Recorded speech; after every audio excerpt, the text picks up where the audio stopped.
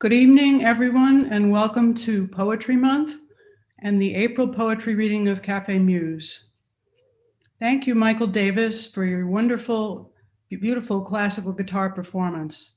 I'm Susan Oakey, and I'm hosting the reading tonight along with my co-host, Renee Garrity, and our series founder, Karen Alanier. Our technical guru, Henry Crawford, is behind the scenes and also took the photos that accompanied the music. We're proud that Cafe Muse Literary Salon is in its 23rd year of outstanding programs. Our featured poets tonight are Margaree Little and Joseph Ross. I will introduce Margaree, and Renee Garrity, my co-host, will introduce Joseph. We encourage you to buy our featured authors' books tonight and to donate to Cafe Muse to support our literary programs. In the chat, Henry will place the links for buying books and for making a donation to our reading series, and you'll find them there. You may notice that audience members have been muted. This will help to prevent feedback problems for our readers and ensure uninterrupted programming, we hope. Please bear with us if we do encounter a technical glitch. During the reading, you may use the chat to comment or to ask a question that our readers may answer during the Q&A period after the readings, if time permits. Our program is scheduled for 1 hour. On Wednesday, April 21st, our poetry series, Poets versus the Pandemic, will present a reading featuring poets David Keplinger, Wayne Miller, and Jenny Mohlberg. Our next Cafe Muse reading will take place on Monday, May 3rd, and will feature poets David Baker and Carl Phillips.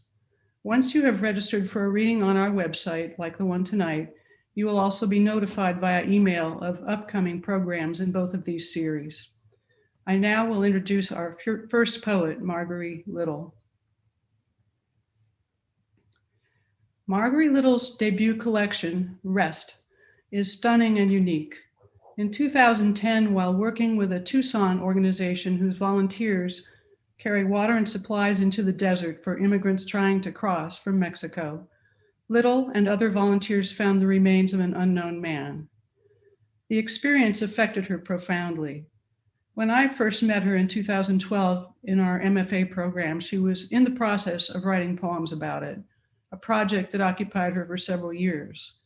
The poems in Rest are both lyric and narrative, crafted by memory, research, reflection, and imagination.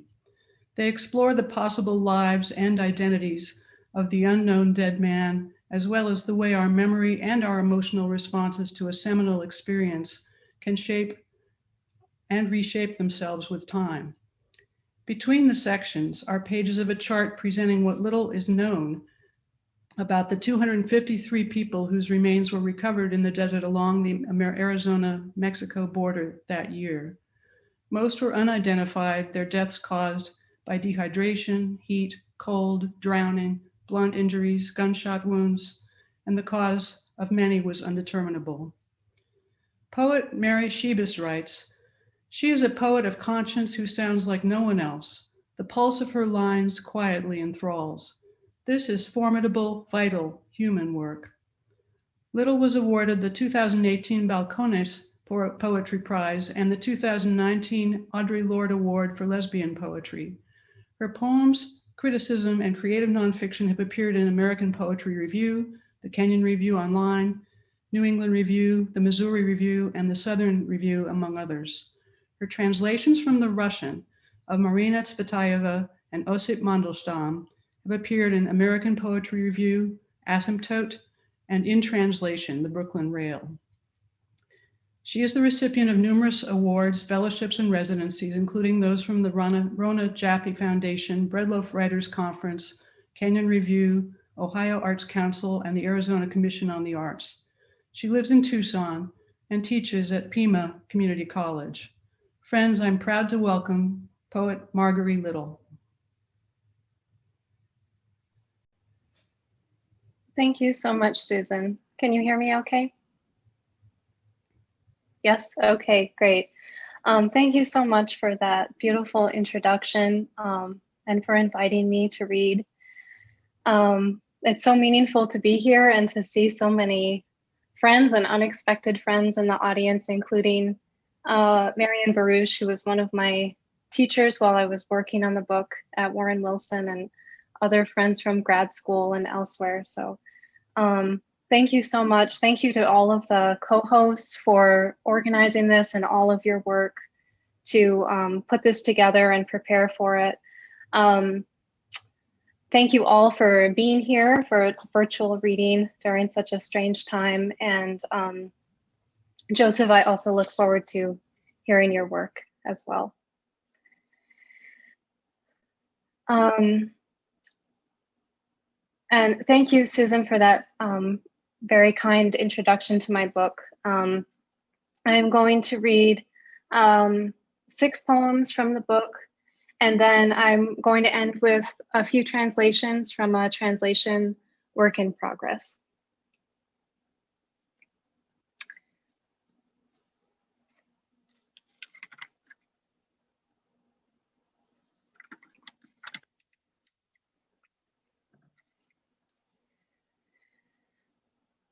What was missing? The undersides of the hands, the hair, the eyes, the chin, the spot where the chin becomes the neck, both of the arms, the armpits, the left tennis sneaker, Wilson brand, water that we could have left for him, the sound of trains, the canals that carry sound into the ears, bruises and lips, wallet, if there ever was a wallet, light after a while, dark after a while, thighs, a name, the face, the neck,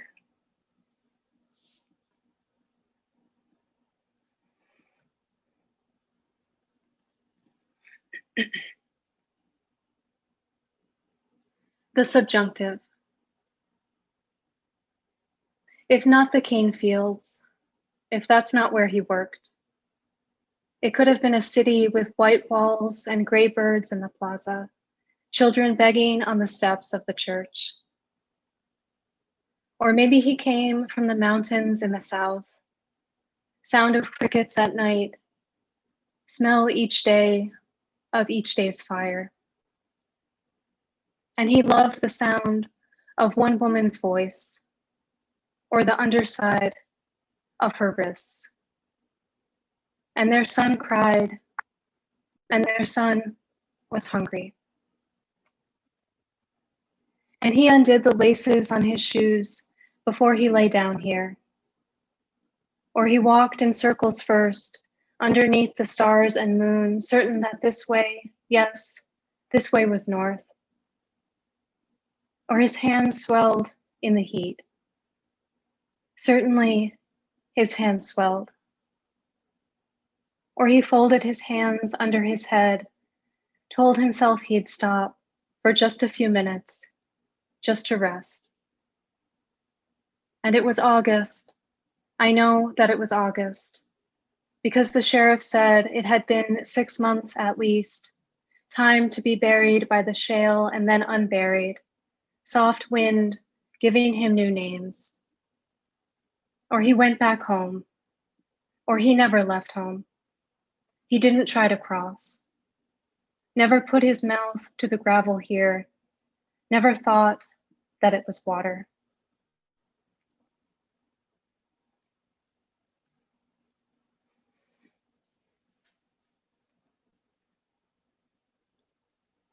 The field. The day after we found him, it was cold and a steady rain was falling.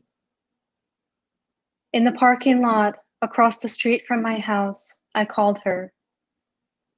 We found a body, I said, though I knew that wasn't right.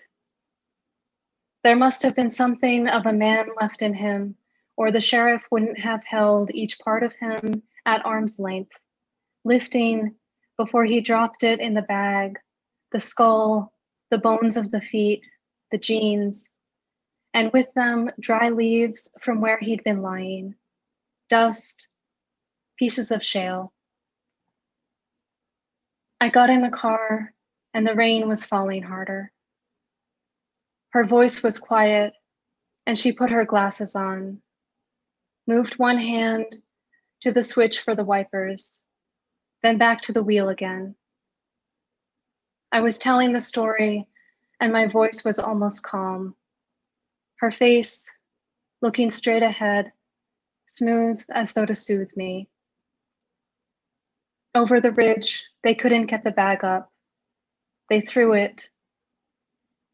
The noise she made then, of pity or comfort, not a word but an exhalation, like wind just starting in a field of wheat somewhere in the middle of the country, wheat in her thin hands on the wheel, wheat in her body where I was speaking, as a child might speak into a field and hear a rustle. That could be a bird taking off in the dark, wings beating the stalks as it goes.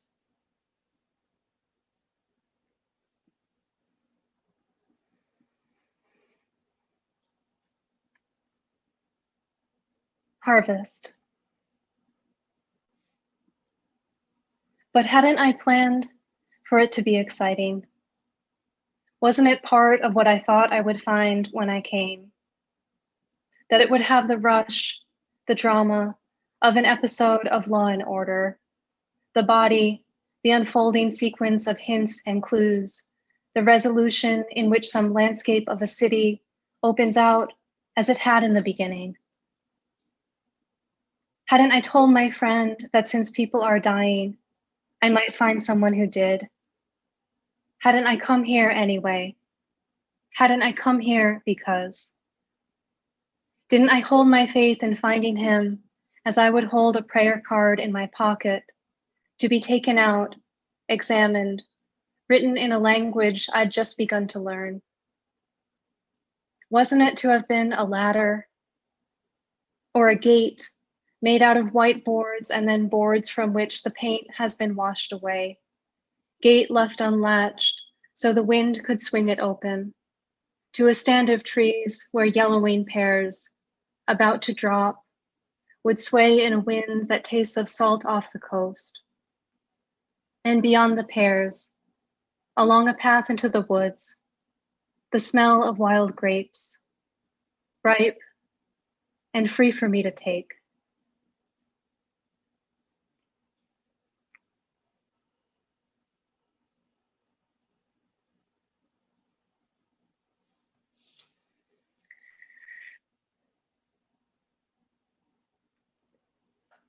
The orchard.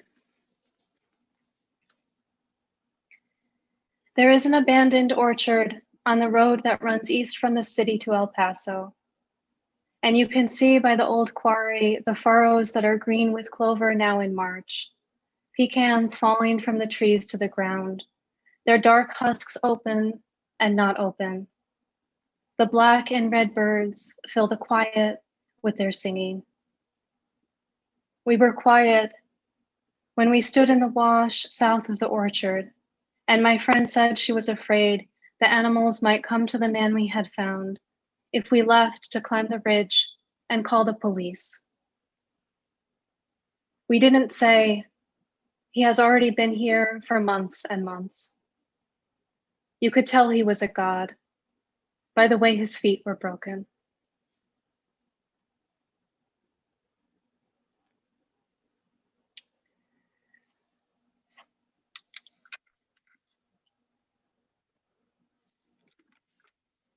And I'll read one more poem from the book.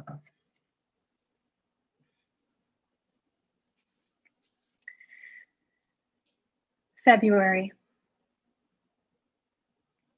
If it would be ennobling, I could say it was like this. Lupercalia, or before Lupercalia, Februa, festival in Rome before it was Rome, the word meaning fever or rain, festival in which everything is washed in preparation for spring. Like that, I could say, I showered every morning and again in the afternoon, though we hadn't touched the man we found. And I could say, as in some ancient city, that there were reasons for the rules, for letting the water run as hot as it would go. And then when I was done, for not looking at my body directly, but in a glance to one side when I stepped out of the tub, steam on the long mirror clear in spots from the wind that had blown the long window by the medicine cabinet open, white curtains blowing out and then back in again, like the chest of a horse after it stopped running. The light came in differently at different times of day. Then it was spring, too hot to shower much. When the washing stopped, the rules stopped, and with them the idea that when the sheriff lifted the man's skull into the bag, it was so similar to the gesture of cradling a sick person's head in your hands. Then I couldn't remember if he'd been wearing a shirt. Then, for days at a time, why he mattered. Since he was never mine to have lost. Since what I was washing can only have been what I thought.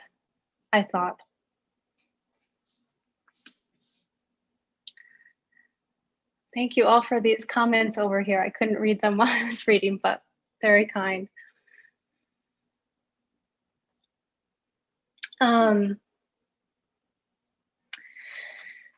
So I'm going to close with two translations. These are from a translation manuscript in progress of a collection of translations of the Russian poet Osip Mandelstam, focusing on his later work from the years of 1930 to 1937. And I need to mention, since Eleanor Wilner is here, I thought I saw her here. Yes, I think she's here. I'm looking. That I owe so much to her for these translations. She gave me a biography of Mandelstam written by his widow that really changed my life and set me on the path of translating his work. Well, and actually, more accurately, I took the book off her shelf and started to read it and appropriated it, and then she sort of allowed me to keep it. So thank you, Eleanor. So the two poems I'm going to read are from the period of time when Mandelstam was in internal exile in Voronezh. They're from February and March 1937. And these poems don't have titles, so I'll just read the numbers that are associated with the poems. So this is number 354. You haven't died yet. You're not yet alone. While your beggar friend is still by your side. You enjoy the majesty of the plains and the mist and the cold and the snowstorm. In luxurious want, in mighty poverty, live calmly and consoled. Blessed are such days and nights, and sinless is this sweet labor. Unlucky is he who, as by his own shadow, is scared by the barking of dogs and cut down by the wind. And poor is he who, half dead himself, pleads with the shadow for alms.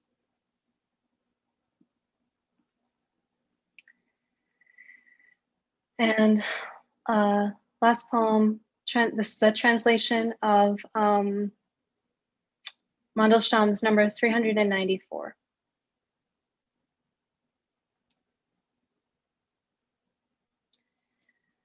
To the empty earth involuntarily dropping, her uneven, sweet gait, she goes a little out pacing, the quick girlfriend and young man walking with her. She is drawn by the constrained freedom, animating a lack. And it could be that a clear guess in her gait wants to linger on the fact that this spring weather is for us, foremother of the grave, and that this will begin forever. There are women kin to the damp earth, and each of their steps, resonant with sobbing, accompanies the resurrected and is the first to welcome the dead. It is their calling. To demand affection from them is criminal. To part with them, unbearable.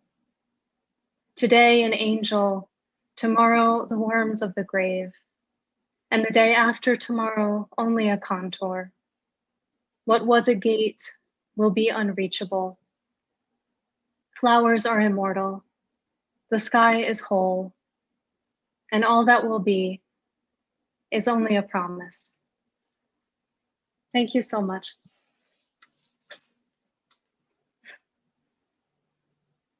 Okay, so I'll start at the beginning and thank Margaree for her haunting and moving poems. I'm Renee Garrity, as Susan said, and I have the pleasure of introducing our second poet, Joseph Ross, who will read from his fourth and newest collection, Raising King, which is very appropriate for this time. Oops. His poems appear in journals such as Poet Laureate, Southern Quarterly, the Los Angeles Times, Xavier Review, and many others.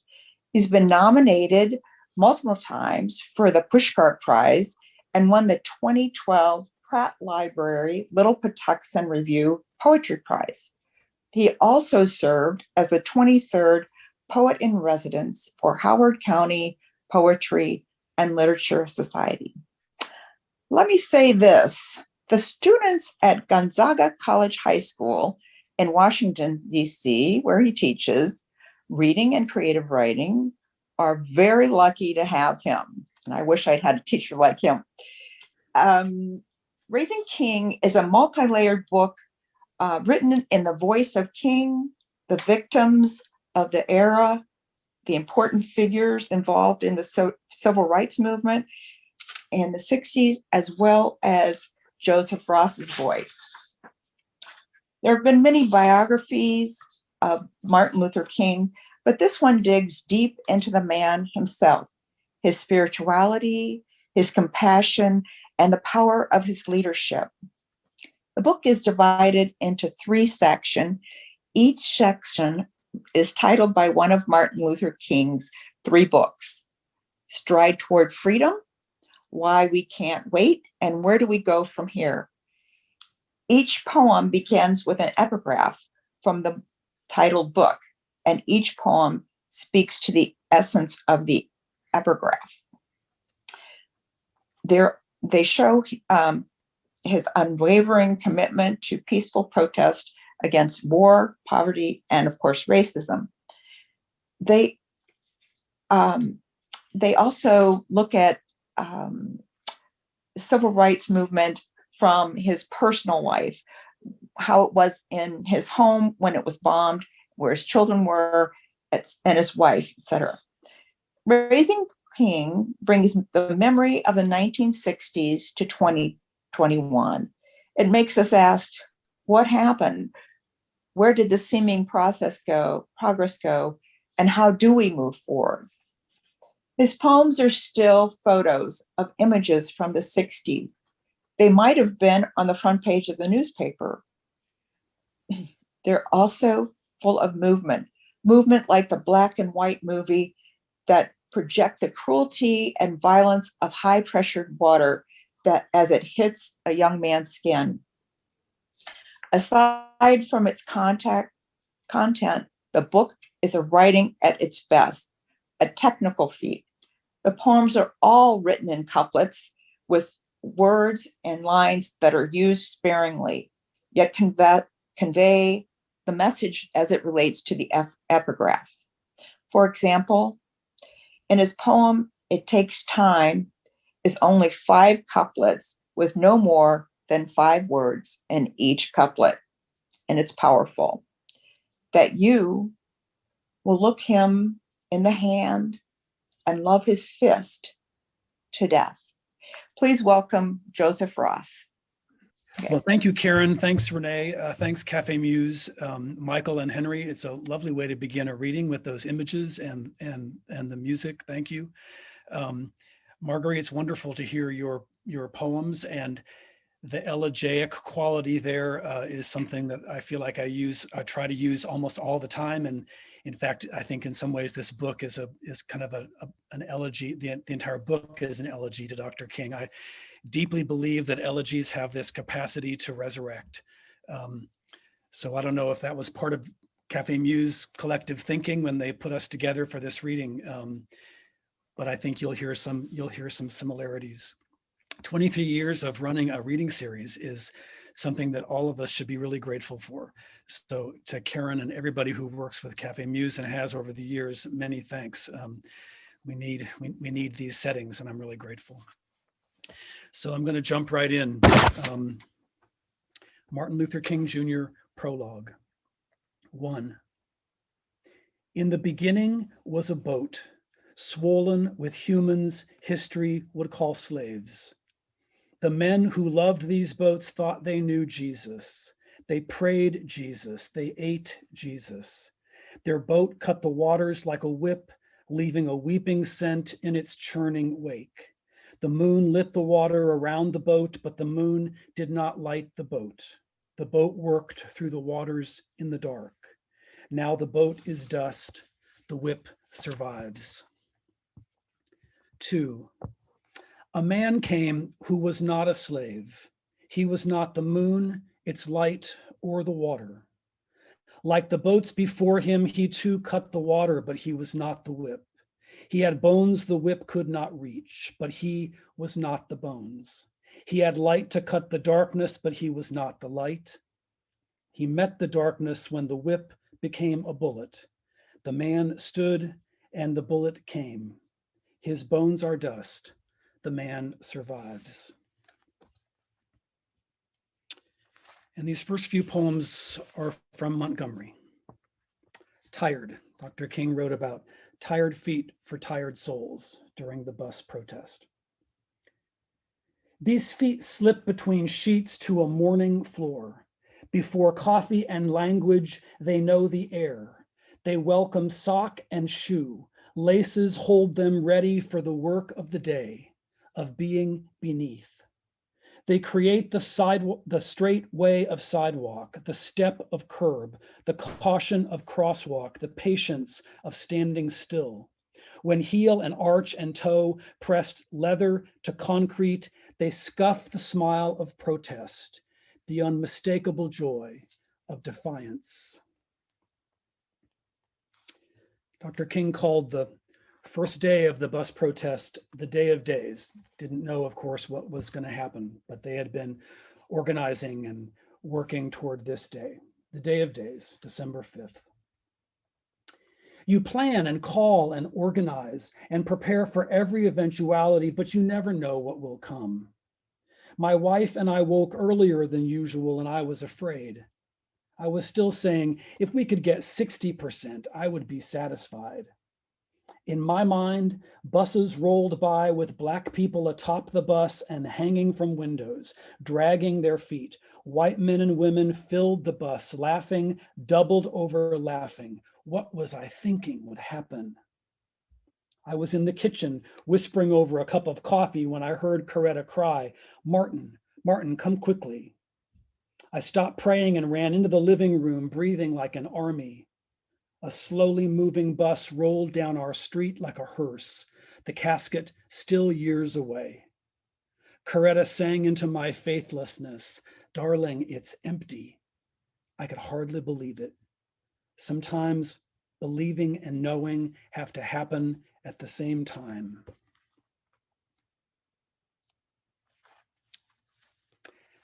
Mass meetings. These meetings were our lungs. Here we breathed. We needed to christen an organization, a leader. I didn't know these people. Abernathy was my only friend. We baptized ourselves the Montgomery Improvement Association, a name as good as any other. better than one that sounded too much like their white citizen councils. They were named for terror. We were named for resurrection. Then it was me. Put the new guy out there. He hasn't been beaten by them yet. He has a degree of distance that will throw them for a bit. My only real qualification. I didn't yet know the density of the human fist.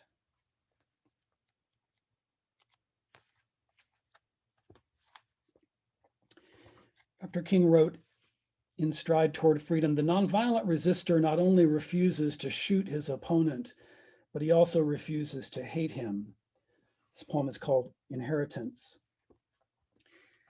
That angry voice on the phone was once someone's dearest baby, a most promising little boy who said, listen, N-word, we've taken all we want from you.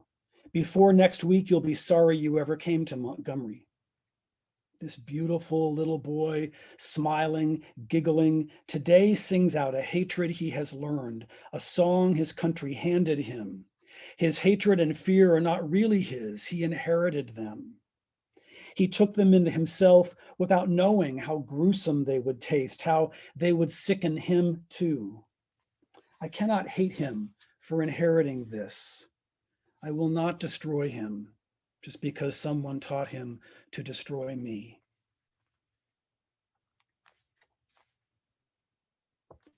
And Dr. King writes about a midnight moment at his kitchen table. Midnight. I've always been here in this midnight kitchen, in this midnight city, in this midnight life. I've always known this is when the strength comes, in this midnight country, in my midnight throat, from this midnight God.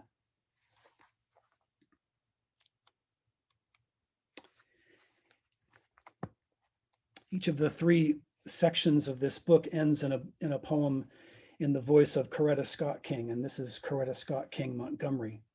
You probably remember she was trained as a musician, specifically a singer. If there is sheet music for this city, I have never seen its likes before.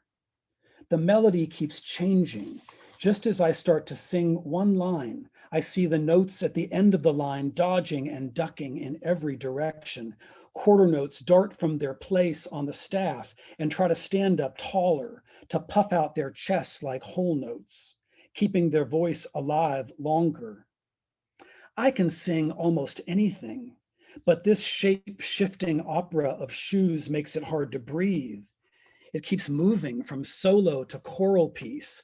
I know there are other voices, and I know their timbre is all shoe and sweat, but I fear they will leave me bare.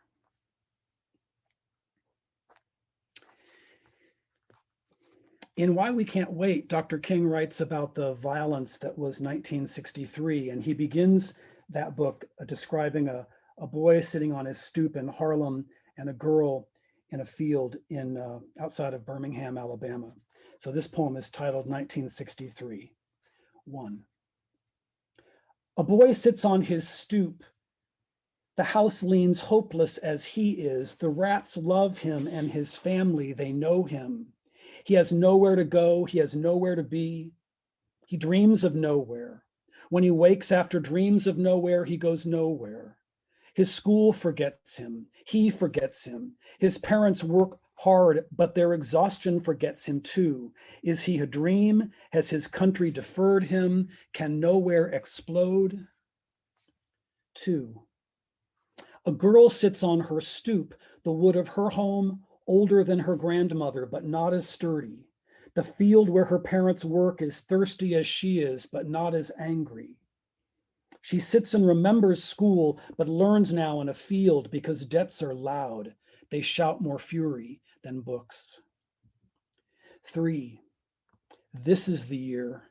Young people will sing fury in a melody that hurts, in a rhythm that burns. A flame so hot, fire hoses shove these singers against walls. But those hoses and their water, their judges, their county clerks, their governor and their country cannot extinguish anything.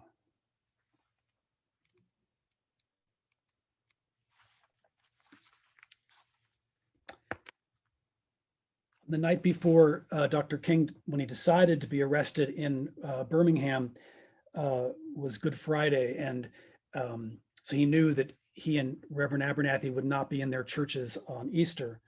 And it would be in this time of incarceration that he would write the letter in the Birmingham jail, letter from Birmingham jail. So this is Martin King speaks of Ralph Abernathy. I knew what he would say before I asked him, but asking is my religion. He shook his head and smiled like he always does. He spoke in the language of brother, in the dialect of love. He knew the buoyancy of a decision made. He knew I did too. Once you say it, the doing is easier. Once you do it, your body floats into prayer.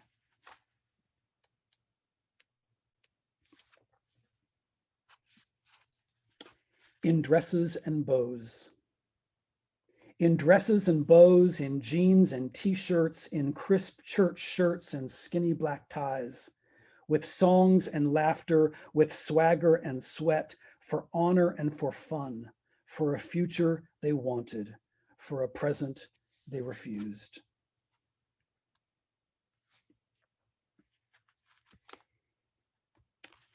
Dr. King's brother, A.D. King's house was bombed just outside of Birmingham, and this poem is called My Brother's Keeper. I am, of course, my brother's keeper. I've always been my brother's keeper. We have always been our brother's keepers. His home is our home.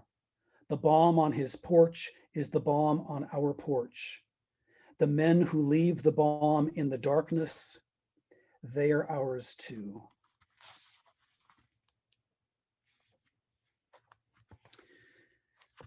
On the day of the 16th Street Baptist Church bombing in Birmingham, which most people are familiar with, 4 little girls were killed, hundreds of people were injured.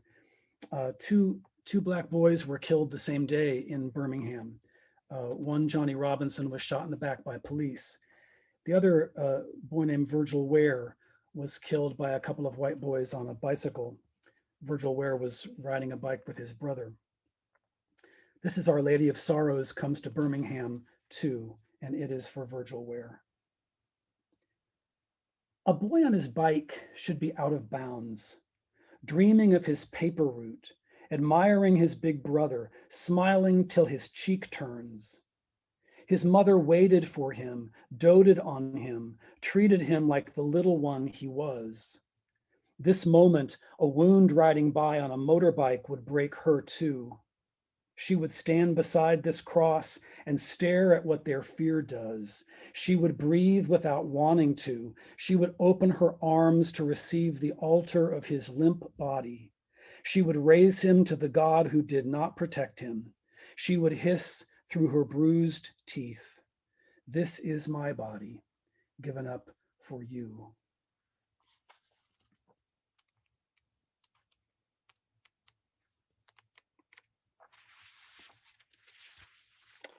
And I'm going to move to Memphis for these last 2 poems. Most people remember the speech Dr. King gave at Mason Temple on the night before he was killed sounded prophetic. So this poem is called The Mountaintop. An exhaustion rests on my skin like sweat. Tonight, I am afire with this truth. I and we are one. Whether I see certain victory does not matter anymore. Whether my children see it is all that matters. That the children of Memphis see it is enough. Tonight I am alive with this comfort. I can let it all go. The worst fear will eventually come true. I will not know its day and time until it is here. Even then I might not know it. But tonight I am released with this glory. My own eyes have seen it. Tonight I am at peace with this terror.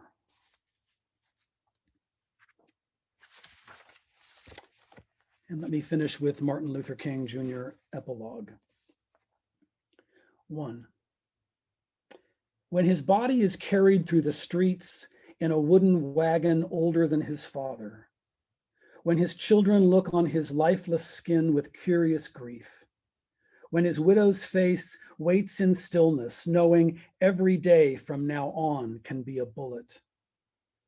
2, like the many who killed him, he too knew Jesus, but his life prepared his hands for the silk of wood.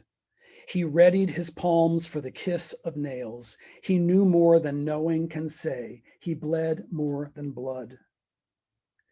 3, most days memory is the enemy, but no one wants a memory.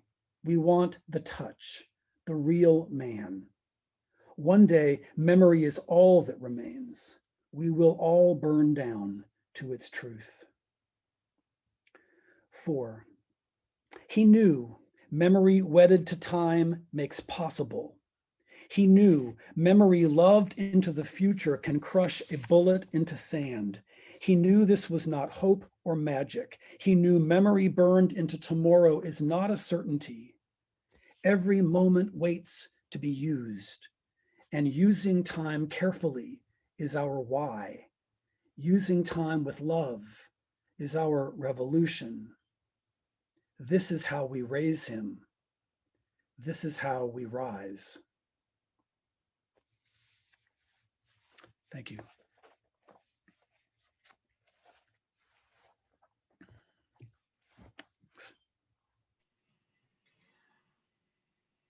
This is the part where I thank Joseph for his wonderful reading, and Margaree for your wonderful reading. And I have a question. I don't know if anybody else has any questions, but I was wondering if you each could talk a little bit about the process of translating. And I mean this in the broadest sense, the translating of the world that we have come into, and all its difficulties and beauties where we can find them.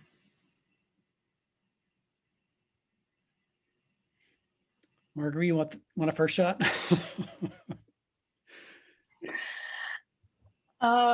Okay, let's see. Well, it's such a big question because I think partly the question is getting at the idea of poetry itself as an act of translation, which makes sense to me. So I will say, so for me with my book and the translation work I'm doing, they're different in many ways. So for example, I thought the comment from Maritza here about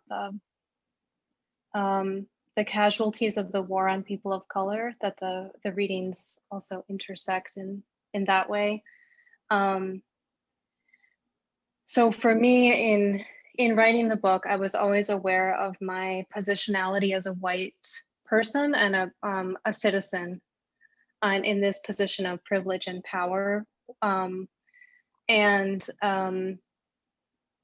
So with that, given the limitations with on how much I could actually imagine about this person or know about this person and who he was, or what his experience was. So so I guess I would say that for me, in the process of writing the book, I was translating, I suppose, my own experience into poems, and then thinking about that lens that's always there of that white privilege and that positionality in regards to the experience.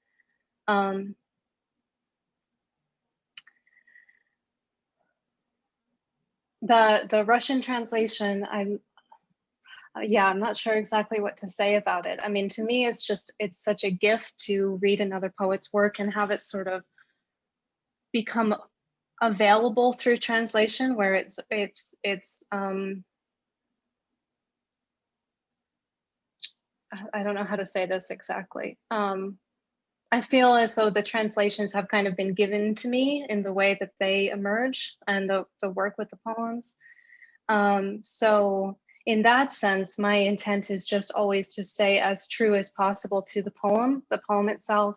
And Mandelstam has a phrase of, he calls it the heartwood of his being. And so I like to think of the heartwood of the poem in the translation. So two different processes. I suppose they both do connect in the sense of speaking to some aspect of experience that has been silenced or erased in our culture, which Joseph's work, of course, certainly does as well. And trying to reckon that in some way, whether in the poems or the translations. So I don't know if I answered the question, but those are some thoughts.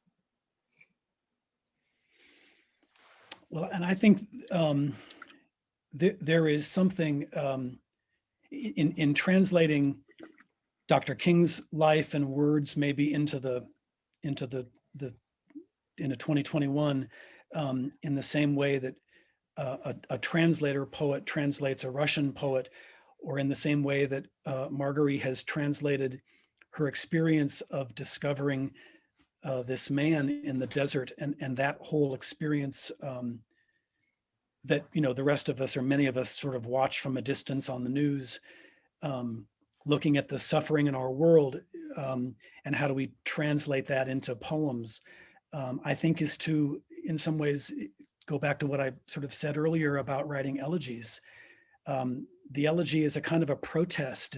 It's a resistance. It's an insistence that someone's voice is still heard, that someone lives in a different way. Obviously, it doesn't literally bring anybody back from the dead, but there are lots of ways to come back from the dead, you know, besides revivifying somebody.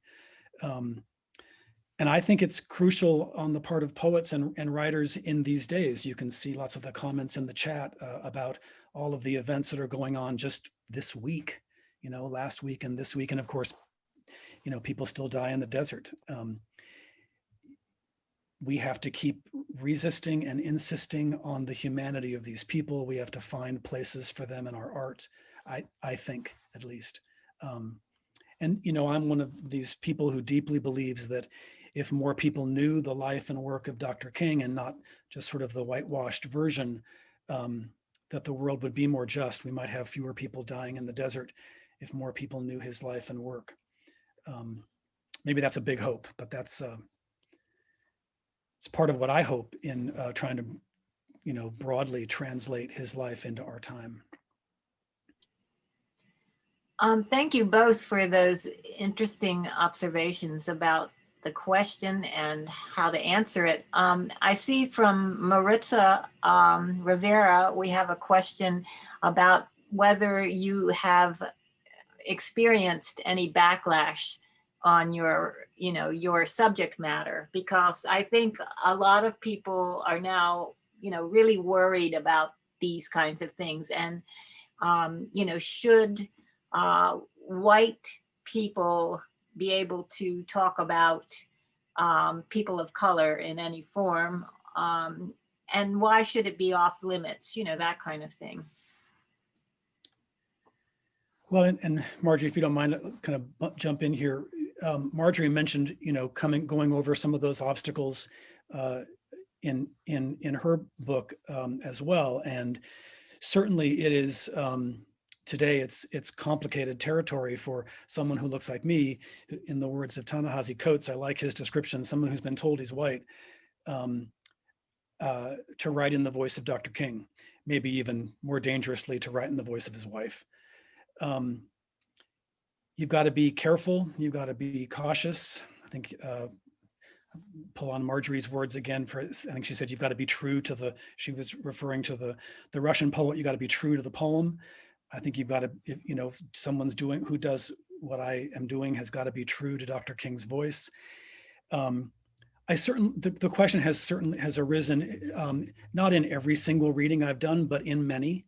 And I try to respond as best I can. I've obviously made a choice, and I went ahead and wrote the poems and sought for them to be public. And I wouldn't change that decision today because of what I said at the end of my earlier remark, that I just deeply believe that if more people knew Dr. King's life and work, the world would be more just. That to me was enough to push me through some of those other concerns. When I don't think anything has emerged that I would quite call backlash, but when when pushed on that hard, I think my sort of final, plea or request has been, read the poems, and if they're not true, then it really is on me, but if they're true to Dr. King's spirit, then I'm okay. And I know I'm okay with it. And I know there are people who think that someone who looks like me shouldn't have done it. And I appreciate that perspective. In the end, it isn't the choice that I made, but I do appreciate that perspective.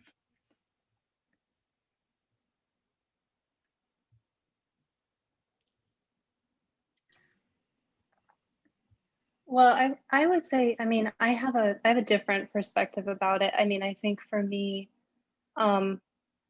yes, white people absolutely need to talk about racism, absolutely. And I don't think there's any attempt to silence that or censor that, or limit what white people can say. I think that's unfortunate.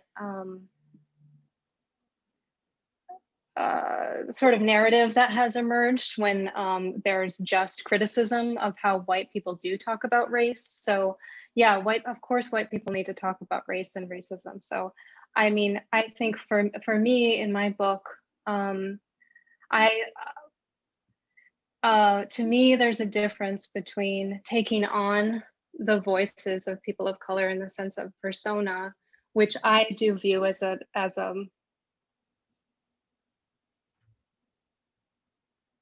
fundamentally appropriative, and exploring the experiences, supporting the voices of people of color, and also reckoning with power and privilege and race within our work. So that's part of why I said that in my book. I that lens and the positionality that I had was part of what I wanted to explore in the poems. And I even asked the question whether it's ethical to be writing the poems at all, or to have some kind of profit from writing the poems. So I wanted those ethical questions to become part of the poems and part of the work.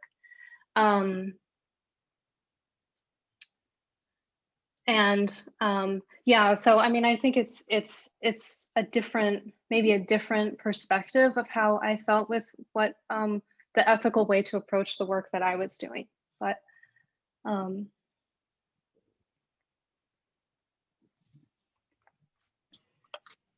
Well, I think these are, all valid approaches, and I know from my own work where I, took the voices of, a very unusual couple, Jane and Paul Bowles, and I spoke for them. I wrote in their voices. So people questioned me whether or not they thought I could get away with that.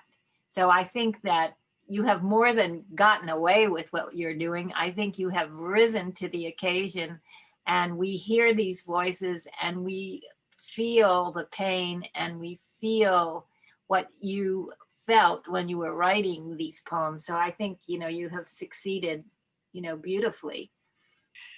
Well, we've come to the conclusion of this month's Cafe Muse with two spectacular poets and with a lot of thought-provoking ideas. We'd like to thank our poets again. And the next Cafe Muse is May 3rd. It's a Monday, featuring poets David Baker and Carl Phillips. Would also like to thank Michael Davis and his gorgeous classical guitar playing, Karen Alanier, our WordWorks leader, of course, as always, our technical guru, Henry, and my co-host, Susan Oki, and all of you for joining us tonight. Yes, indeed. Don't forget, Monday, May 3rd, with David Baker and Carl Phillips. And don't forget to buy books. And the link is on the chat. So that's all you have to do is click on the list and order your books. I guarantee you'll enjoy it. Thank you again. Good night. One more reminder, April 21st, Wednesday, Poets versus the Yes. Pandemic will present David Keplinger, Wayne Miller, and Jenny Molberg.